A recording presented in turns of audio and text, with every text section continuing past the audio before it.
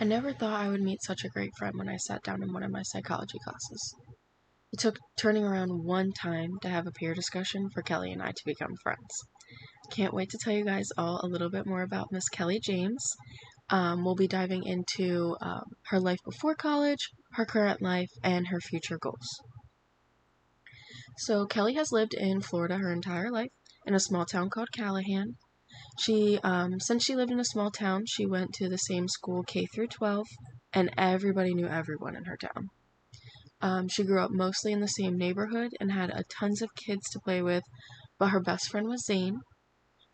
Kelly strived in high school with residence in theater, NHS, Key Club, yearbook, a women's club, and more, and even finished with a 4.0 GPA.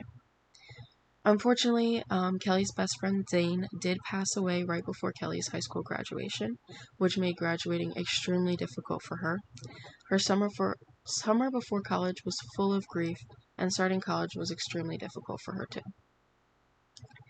Kelly is now a junior at JU and a psychology major. The start of her college experience was not the best. With the passing of her childhood best friend Zane, she lacked a purpose and didn't really care about her future. But luckily, she started to make friends and got her drive for school back. She began working with the sailing team on campus, started planning her future, and put her all into her classes.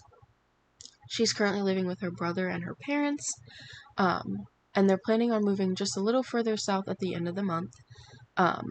This move was a bit of a surprise for Kelly, but she's not going to let that impact her current life or her future goals.